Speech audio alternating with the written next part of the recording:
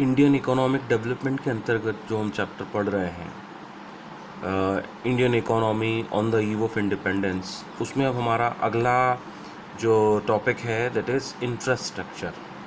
Infrastructure सबसे पहले समझ लें इंफ्रास्ट्रक्चर क्या है। Infrastructure refers to the element और component of economic change and social change of a country. Infrastructure क्या है? एलिमेंट्स हैं, कंपोनेंट हैं इकोनॉमिक और सोशल चेंज के, इकोनॉमिक और सोशल चेंजेस के। अगर अपन इनको चेंजेस कहें तो भी गलत नहीं होगा, चेंज और चेंजेस। तो इकोनॉमिकल और सोशल चेंजेस के जो एलिमेंट्स हैं वो इंफ्रास्ट्रक्चर कहलाते हैं। कैसे? जैसे इकोनॉमिक चेंजेस के अंतर्गत क्या आते हैं? Means of transport. Means of transportation में वी नो दैट कितने ट्रांसपोर्टेशन के मीन्स हैं? Rail, road, air and water. Air and water, we know that these all are ways, airways, waterways, roadways, railways. So these are means of transportation and it's a part of economic changes. मतलब जैसे जैसे इनका development होता जाएगा, infrastructure में changes, मतलब infrastructure के term में इकोनॉमिक चेंजेस होते जाएंगे। इंफ्रास्ट्रक्चर कह लीजिए डेवलप होता जाएगा। जैसे रोड बनी तो इंफ्रास्ट्रक्चर डेवलप हुआ, that will comes under the economic change. Similarly railway track develop हुए, न्यू स्टेशंस बने, नए एरियाज़ को हमने रेल के साथ में कनेक्ट किया, तो दैट विल ऑल्सो इंक्रीज और डेवलप और infrastructure. Similarly airways and waterways, so ये हमारी कनेक्टिविटी को जोड़ता है। And means of transportation plays a very important role, we know that. Now communication and banking. Communication, we know that it's a very important part, because without communication we cannot develop. A country can never be developed, हो ही नहीं सकती। Banking, we know that it's a medium of exchange. Communication, banking, once again it's a part of economic changes। अगर communication develop हो, जैसे आज telecom है, आज से पहले लैंडलाइन फ़ोन थे, लैंडलाइन फ़ोन के पहले चिट्ठियाँ, लेटर, पोस्ट कार्ड वगैरह चला करते थे।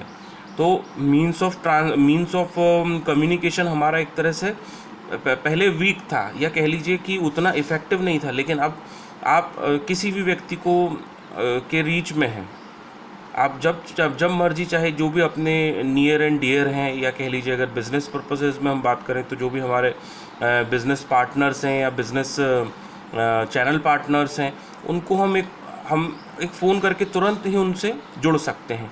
तो इसके थ्रू भी, कम्युनिकेशन के थ्रू भी हमारा इंफ्रास्ट्रक्चर और डेवलप हुआ। Banking, we know that it's a medium of exchange. इसने हमारी प्रॉब्लम को बहुत हद तक सॉल्व किया। Nowadays online banking available है। तो these all are the changes of infrastructure in terms of economic. Power and energy, we know that electricity, energy, we know that. तो इस पर बहुत ज़्यादा बात करने की आई थिंक ज़रूरत नहीं है। तो इंफ्रास्ट्रक्चर आप लोगों को समझ में आ रहा होगा। अच्छा, ये दो पार्ट में डिवाइडेड है इंफ्रास्ट्रक्चर भी हमारा। Economic and social changes, economic हमने समझ लिया, इसमें और भी कुछ चीज़ें हैं जो हम लोग पहले भी डिस्कस कर चुके हैं और आप लोग समझदार हैं। सोशल चेंजेस में हेल्थ एंड एजुकेशन आ रहा है। सोसाइटी को डेवलप करने के लिए सबसे पहले तो लोगों का हेल्दी होना ज़रूरी है। अगर लोग हेल्दी हैं तो सोसाइटी हमारी बेटर है, डेवलप है, इंफ्रास्ट्रक्चर हमारा डेवलप है। जैसे हेल्थ में आते हैं हॉस्पिटल्स, डिस्पेंसरीज़ की आज कमी नहीं है। रूरल एरियाज़ में भी अगर हम जाकर देखें तो स्थिति बहुत अच्छी नहीं है, लेकिन हाँ ठीक है, बेटर है पहले से। अगर हम अपने इसको कंपेयर करें अंग्रेज़ों के टाइम से या at the time of independence, तो हेल्थ फैसिलिटीज़ बेटर हुई हैं और डे बाय डे बेटर होती जा रही हैं। सिमिलरली एजुकेशन में भी I don't think there is any need to discuss और to study any more. Education हमें पता है आज गाँव में शिक्षा के साधन हैं, स्कूल्स हैं, कॉलेजेस भी डेवलप हुए हैं, हायर एजुकेशंस के भी सोर्सेज डेवलप हुए हैं, सरकार भी हेल्प कर रही है, लोगों की भी इनकम लेवल बढ़ी है, तो इसके कारण से बच्चों को एक अच्छा एजुकेशन भी मिल रहा है। Housing facilities and people welfare. Housing facilities, we know that आज लगभग सभी के पास में अपने घर हैं। बहुत कम लोग हैं जो आज भी चैलेंजेस होते। पॉवर्टी का कंपेयर करें अगर हम अंग्रेज़ों के समय से at the time of independence, तो डेवलप हुआ है। तो ये जो सारे चेंजेस हमारे अंतर्गत सोशल चेंजेस आते हैं, ये भी एक हमारे इंफ्रास्ट्रक्चर का पार्ट है। आगे बढ़ते हैं इंफ्रास्ट्रक्चर में। Infrastructure facilities during British rule were very poor, जैसा कि हम डिस्कस कर रहे हैं Indian economy on the eve of independence. तो अंग्रेज़ों के समय पर इंफ्रास्ट्रक्चर फैसिलिटी बहुत ख़राब थी। Some efforts were made to develop basic infrastructure like rail, road, railways, roadways, ports, water transports, मतलब water we know that Suez canal के बारे में हम पहले भी पढ़ चुके हैं, और टेलीग्राफ एंड और fulfil to motive the British rule only. Britishers का या ब्रिटिश रूल का मोटिव सॉल्व करने के लिए ही इनको डेवलप किया गया था। इसमें कहीं भी अंग्रेज़ों का कोई इंटेंशन नहीं था भारत को डेवलप करने के लिए। जो भी उन्होंने फैसिलिटीज़ डेवलप की, इंफ्रास्ट्रक्चर डेवलप किया, वो उनके खुद के स्वार्थ के, निहित स्वार्थ के लिए था, अगर हम कहें तो गलत नहीं होगा।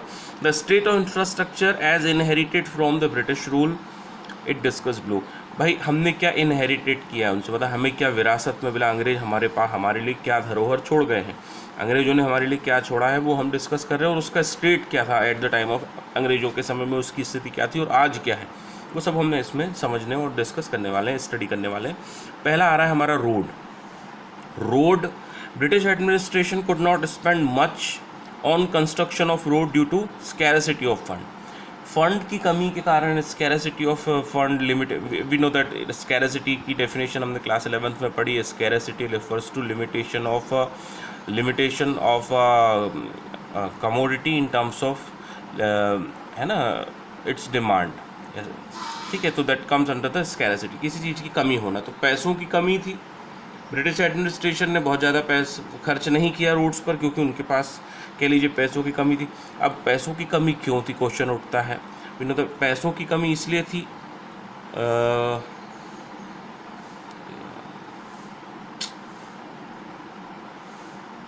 पैसों की कमी इसलिए थी क्योंकि आप कह सकते हैं कि वर्ल्ड वॉर उन्हें लड़ना था, वर्ल्ड वॉर वो लड़ रहे थे, और यहाँ जो भी इनकम होती थी उसको वो अपने देश इंग्लैंड के लिए यूटिलाइज किया करते थे।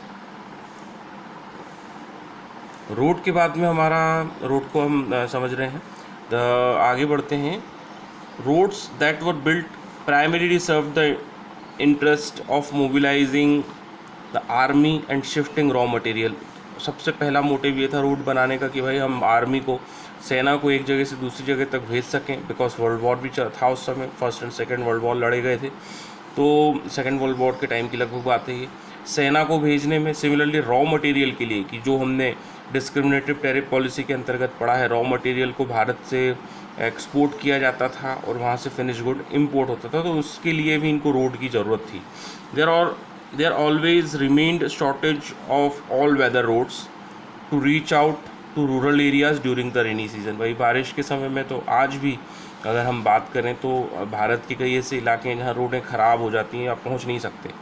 तो अंग्रेज़ों के समय में भी ये सिचुएशन थी, एक शॉर्टेज रही हमेशा से ऑल वेदर रोड की। ऑल वेदर रोड समझ रहे हैं कि भाई हर एक मौसम को झेल जाए, तो ऐसी स्थिति अंग्रेज़ों के समय में नहीं थी। रोड तो थी लेकिन ऑल वेदर रोड नहीं थी। बारिश के दिनों में इंटीरियर एरियाज़ में, रूरल एरियाज़ में, विलेज एरियाज़ में जाने में काफ़ी मुसीबत और दिक्कतों का सामना करना पड़ता था।